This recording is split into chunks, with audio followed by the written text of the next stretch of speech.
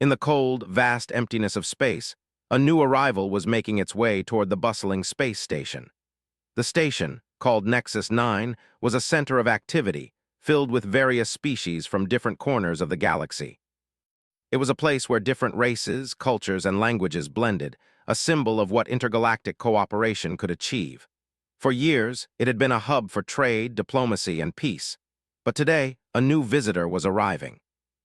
The sleek, silvery ship that approached the station was unlike anything anyone had seen before. It did not have the same familiar shape as other spaceships that regularly docked at Nexus 9. Its surface reflected the light from the distant stars, casting a shimmering glow over the station's docking bay. The inhabitants of the station gathered to observe this strange new arrival, whispers of curiosity rippling through the crowd. A figure stepped down from the ship, tall and graceful.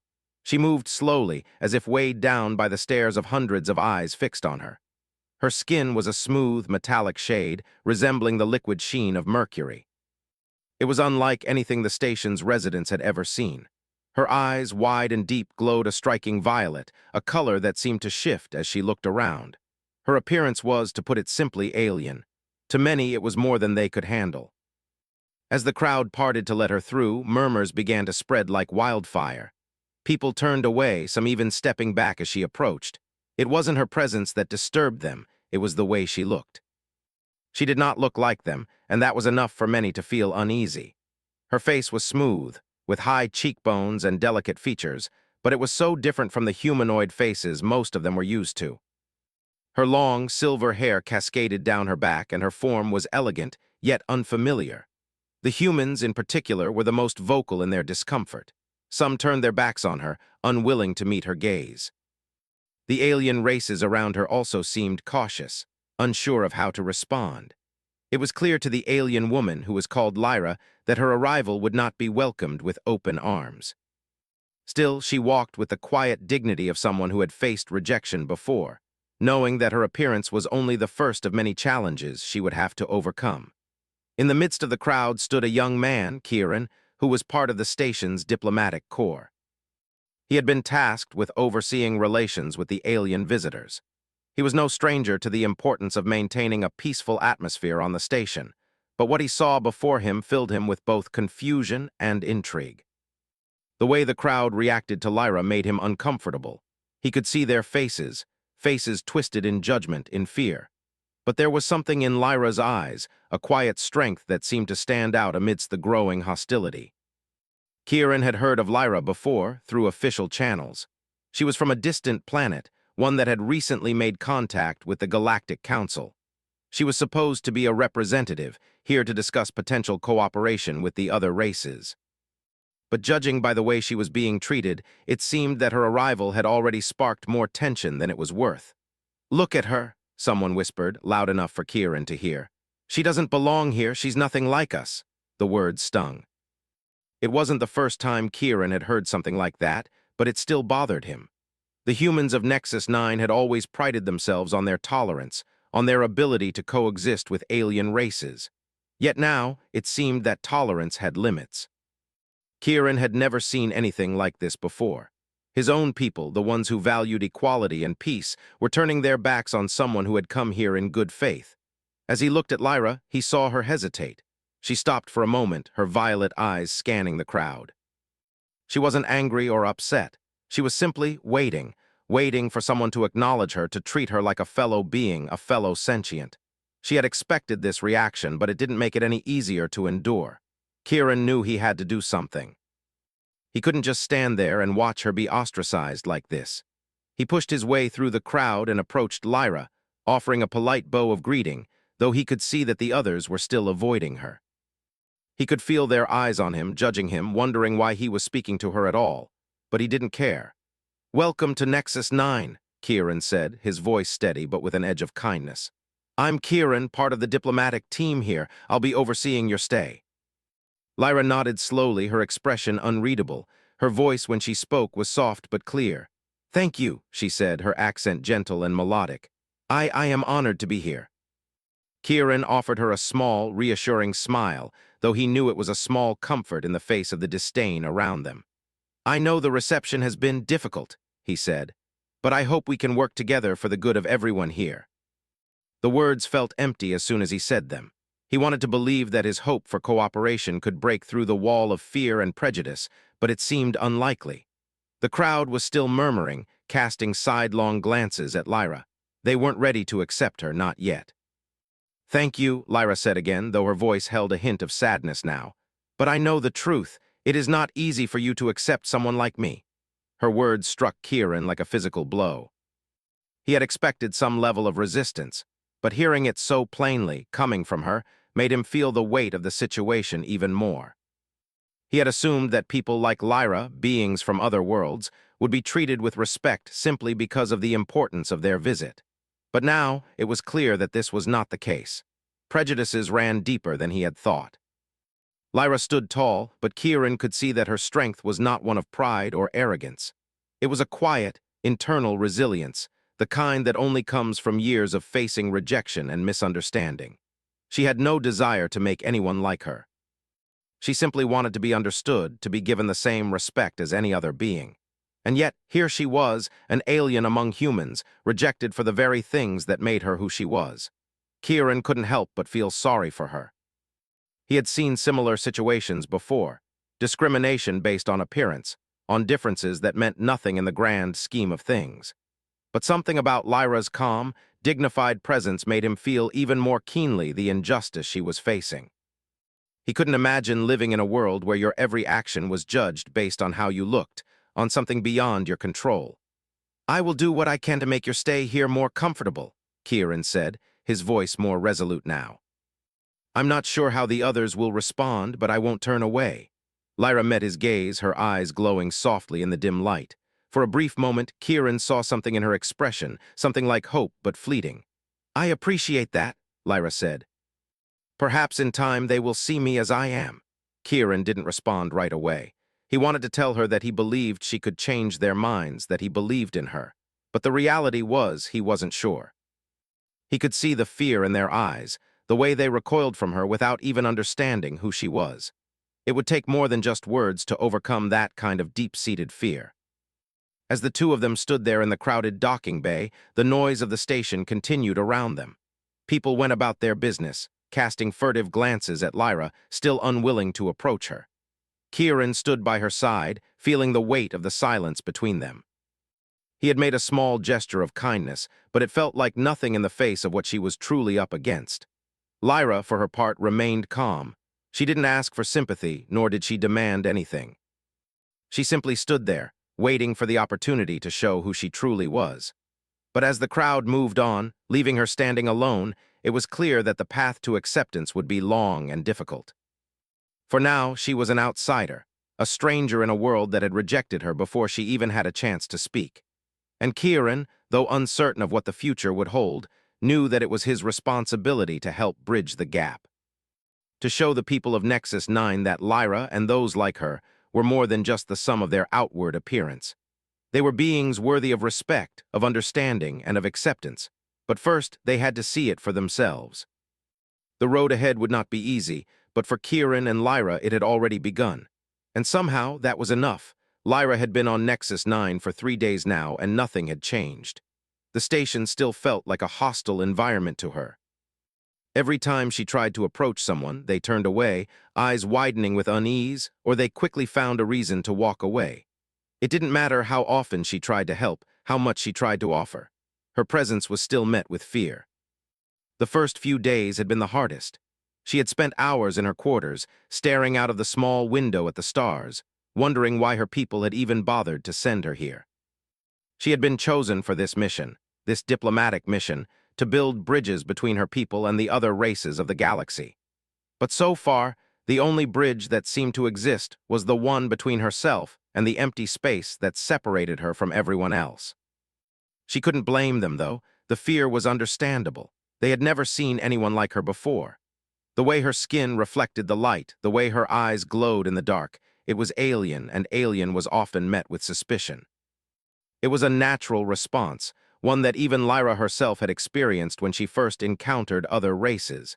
It wasn't easy to trust what you didn't understand, yet deep down she had hoped for something different. A small part of her had believed that maybe, just maybe, the station's residents would be more open-minded, more accepting of someone who was different. But she had quickly learned that hope was a fragile thing, and it could be crushed easily by the weight of fear. Her only solace came from Kieran. The young diplomat who had greeted her when she first arrived was the only person who had treated her with anything resembling kindness. Every day, he stopped by her quarters to check on her, to ask if she needed anything. He never flinched when he looked at her, never looked away in discomfort. And that in itself was a rare gift. Lyra had grown accustomed to solitude. Her people lived in isolation, and while they were technologically advanced, they were not a social race. They didn't rely on others for their well-being. They had always kept to themselves, building their own cities and minds in the quiet corners of the universe. But this was different. She had come here to connect, to build relationships. She had come to show that her people were not so different from everyone else. Yet, she was constantly reminded that it was not just her appearance that made her different. It was her very existence. The third day, as she walked through the station's central square, she felt the eyes of the residents on her once more. The whispers began almost immediately. She had learned to ignore them, to tune them out as best she could. But today was different. The whispers felt louder, sharper, like they were meant to hurt. She could feel their judgment cutting through her skin like 1,000 tiny knives. "Why is she even here?" one voice asked. "She looks like something out of a nightmare." "I heard she's here to negotiate with us," another voice replied. "I don't trust her. She doesn't even look like she's from the same galaxy." The voices echoed in her ears, but she didn't stop walking. She had learned that it was easier to keep moving, to ignore the discomfort of being constantly scrutinized. It was easier than confronting the truth, that she was alone and she had been sent here to fail. She walked past a group of humans, their eyes glued to her as she passed. Their gaze made her skin crawl, but she didn't look back. Not once. As she reached the center of the square, she noticed Kieran approaching from the other side. His presence was a small comfort. She had grown to rely on his visits, his attempts to make her feel less like an outsider. He was kind, genuinely kind, and she appreciated it more than she could express. He smiled at her as he walked up, and for a moment the weight of the stairs seemed to lighten. "Lyra," he greeted her. His voice was steady, warm. "How are you holding up today?" Lyra gave him a small smile, though it didn't reach her eyes. "I'm managing," she replied quietly. "But the station, it's difficult." "I know," Kieran said, his expression softening. "The people here, they're not used to visitors like you, but that doesn't mean they won't come around." Lyra shook her head. "I'm not sure they will," she said, her voice barely a whisper. "I can feel the fear in their eyes every time they look at me." "I don't belong here, Kieran." "Of course you do," Kieran said firmly. "You have as much right to be here as anyone else. You're here to help and you'll show them that. It just takes time." Lyra was quiet for a moment, her gaze drifting to the far side of the square where a group of children played, laughing and shouting. She couldn't remember the last time she had heard such a sound on her homeworld. Her people had been isolated for so long that they had forgotten the warmth of human connection. They had forgotten what it meant to laugh, to share, to be a part of something greater than themselves. "I don't know if they'll ever see me for who I truly am," Lyra said, her voice distant. Kieran's gaze softened as he looked at her. He knew how much she wanted to be accepted, to find a place in this world that wasn't defined by her appearance. He could see the pain in her eyes, the frustration of being rejected time and time again. It was a pain he couldn't truly understand, but he could empathize with it. "Lyra," Kieran said gently, "you don't need their approval to know your worth. You're a valuable being. And whether they see it or not, I see it. I see you for who you are." For a moment, Lyra's eyes locked with his, and something inside her stirred. It was a feeling she hadn't expected, a flicker of hope. The words he spoke weren't just comforting, they were genuine. He wasn't saying them to make her feel better, he truly believed them. "Thank you, Kieran," Lyra said softly, her voice thick with emotion. "You don't know what it means to hear that." Kieran smiled, his expression warm. "It means everything to me that you're here." "I won't give up on you, Lyra." And that was enough. For the first time in days, Lyra felt a spark of hope. Maybe, just maybe, there was a chance for her to find her place here despite the odds. Maybe, just maybe, the people of Nexus 9 would come to understand her, to see her for who she truly was. That night, as Lyra sat in her quarters, she thought about Kieran's words. She replayed them over and over in her mind, letting them settle into her heart. She had come here to build relationships, to break down barriers between her people and others. But the barriers were not just external.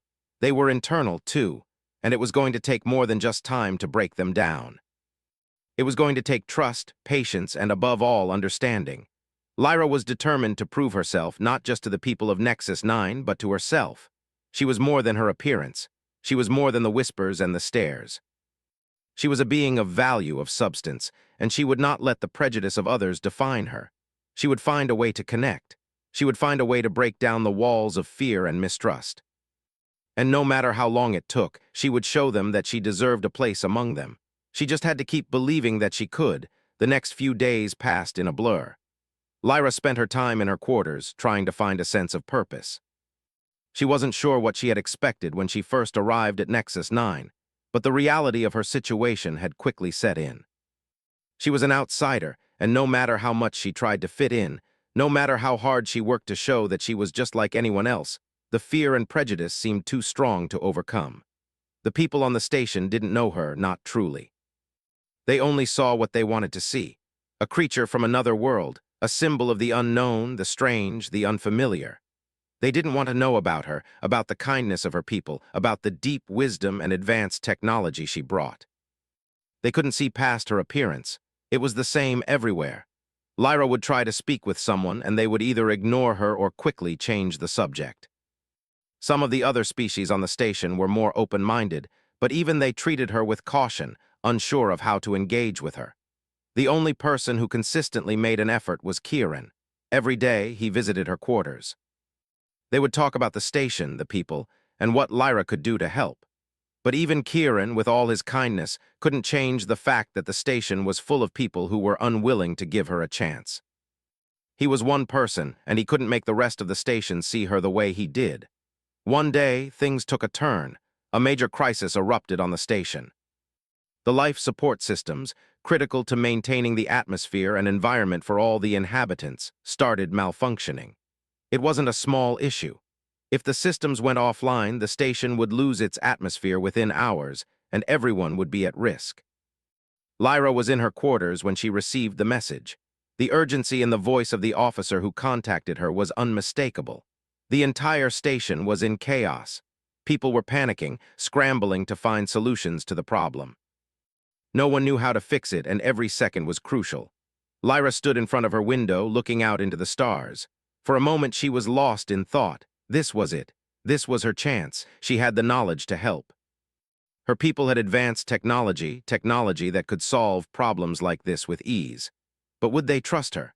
Would they turn to her for help, or would they continue to see her as an outsider? Without thinking, she stood up and walked out of her quarters.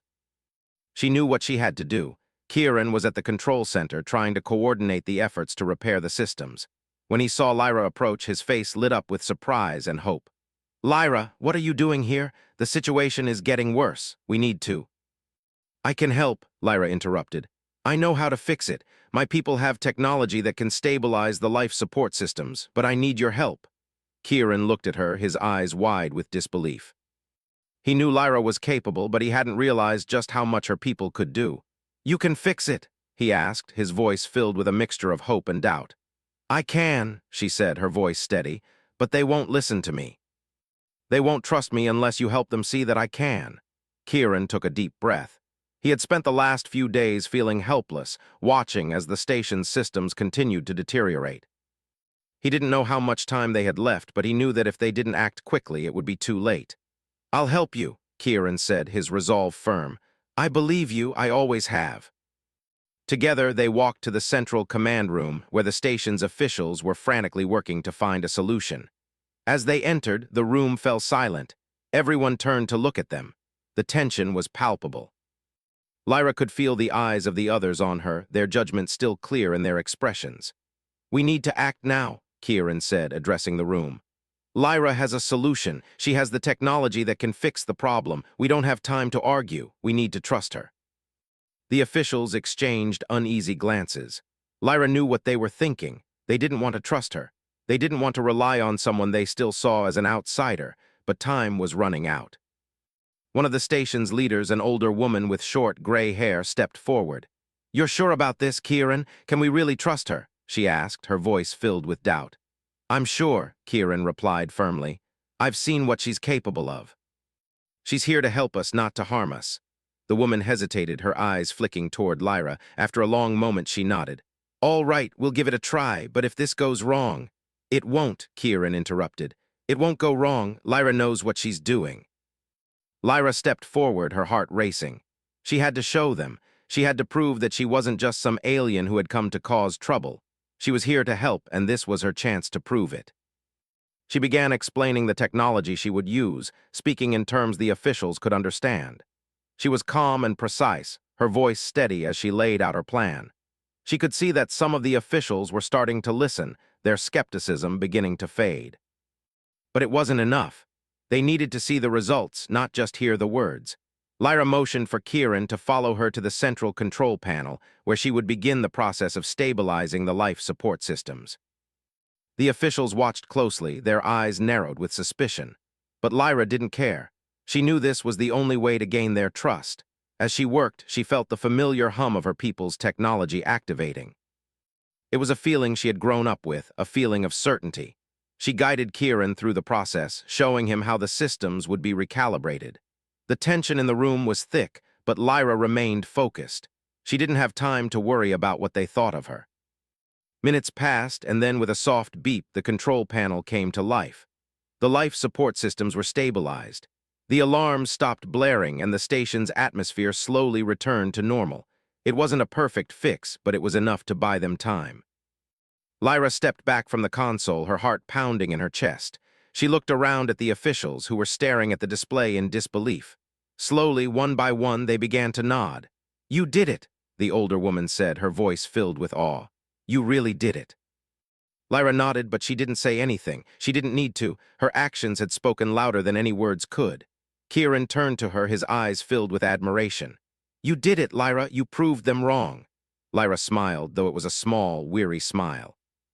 "I didn't prove anyone wrong," she said softly. "I just did what I had to do." In that moment, something shifted in the room. The fear, the suspicion, it was still there, but it had lessened. The people of Nexus 9 had seen that Lyra was not a threat. She was a solution.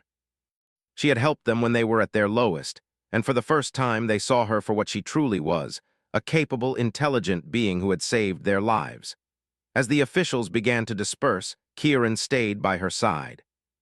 "You were incredible," he said, his voice full of pride. "You showed them that you belong here." Lyra looked up at him, her eyes filled with gratitude. "Thank you, Kieran. I couldn't have done it without you," he smiled at her. "You don't need to thank me. You did this.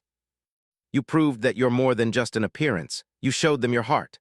Lyra nodded, her heart swelling with emotion. For the first time since she had arrived on Nexus 9, she felt like she had found a place where she truly belonged. But the road ahead wasn't easy. She still had to prove herself to the rest of the station. There were still many who saw her as an outsider, as someone to be feared and distrusted. But for the first time, Lyra felt hope. She had made a difference. She had shown them that her worth was not in her appearance, but in what she could do, in who she truly was. And that, she knew, was the first step toward finding her place here, among the stars. The days following the life support system crisis were quieter, but they were far from peaceful for Lyra. She had proven herself in the most important way possible, by saving the station, but that didn't mean she had earned the trust of everyone. The people of Nexus 9 were still hesitant, still unsure about her. She could feel their eyes on her wherever she went, their curiosity mixed with wariness. But she didn't mind. She had never expected acceptance to come easily.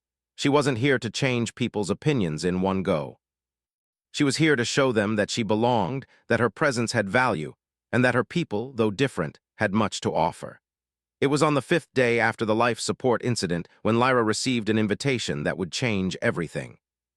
She had been in her quarters, reading through some of the materials the station had sent her, when a communication came through. It was from the station's council, the very officials who had been reluctant to trust her just days before. Lyra stared at the message for a long time before she opened it. She had learned not to expect much from the council, but this time, the words on the screen were different. They were inviting her to speak at the next council meeting. They wanted her to present her people's technology and ideas for the betterment of Nexus 9.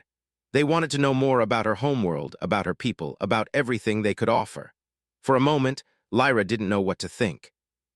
After all the rejection, after all the cold shoulders, she couldn't believe that they were actually asking her to speak, to share the knowledge she had spent her entire life acquiring.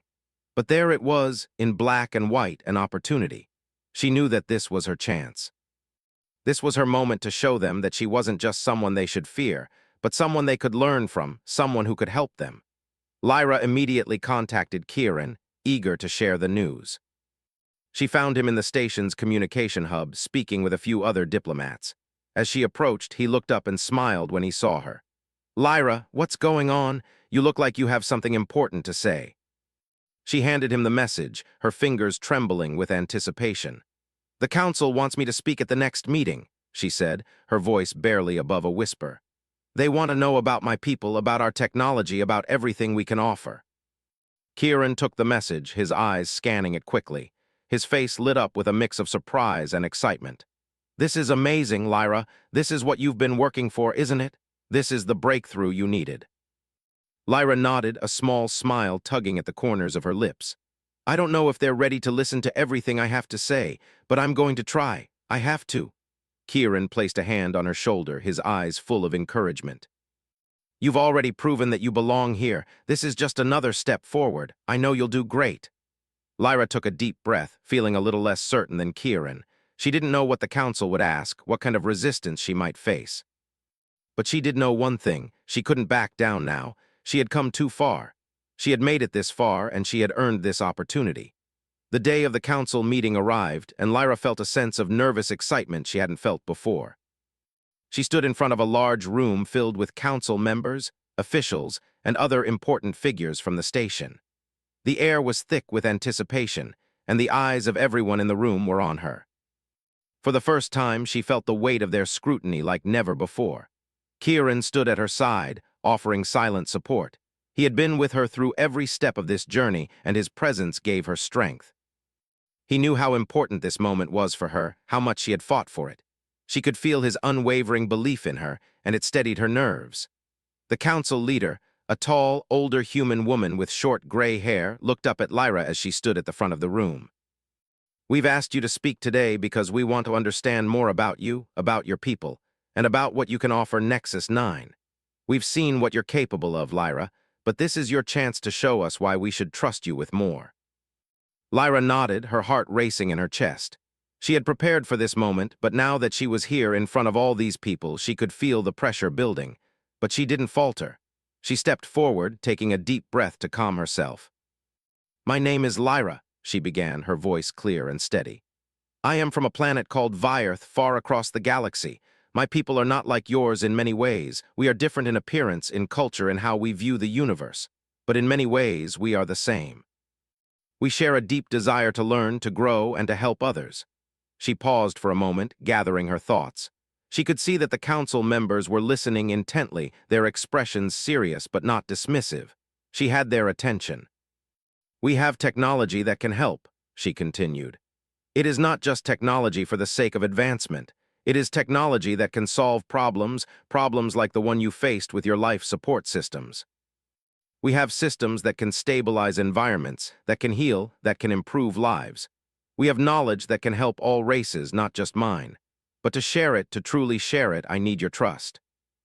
Her words hung in the air, and for a long moment there was silence in the room. Lyra could feel the weight of their gazes, but she stood tall.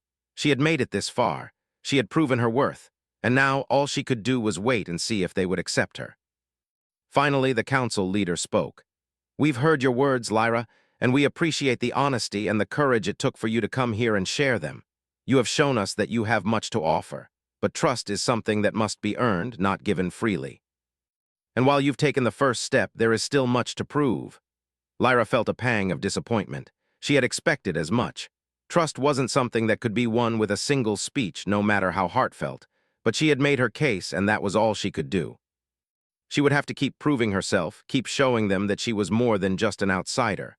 "I understand," Lyra said quietly. "I will prove myself just as I've already done." The council leader nodded. "We'll consider what you've said. For now, we ask that you continue to work with us, that you continue to share your knowledge and your technology. We will help you, but you must help us too. We have to build this trust together." Lyra nodded, feeling a mix of relief and determination. She had expected more resistance, but this was a start. This was a beginning. It wasn't perfect, but it was something. She had made it past the first hurdle. Now it was up to her to keep moving forward. After the meeting, Kieran walked with her down the long corridor. "You did great," he said, his voice warm and reassuring. "They listened to you, that's a huge step." Lyra smiled, grateful for his support. "It's a start," she said, "but there's still a long way to go." "I know," Kieran replied, "but you've already proven yourself. You've shown them who you are, and you've earned their respect." Lyra thought about his words as they walked in silence for a while. Maybe Kieran was right. She had earned their respect. It wasn't everything, but it was something. And she would continue to prove that she belonged here no matter how long it took. As they reached her quarters, Lyra turned to Kieran. "Thank you for everything, Kieran," she said, her voice sincere. "I couldn't have done it without you." Kieran smiled, his eyes warm. "You didn't need me, Lyra. You've always had everything you need within you. I'm just glad I could be here to help." Lyra nodded, feeling a deep sense of gratitude. She had come to Nexus 9 as an outsider, as someone who didn't belong. But now, after everything she had been through, after all the obstacles and challenges, she knew that she could make a difference. She could earn her place here, and with time, she would. This was only the beginning of her journey.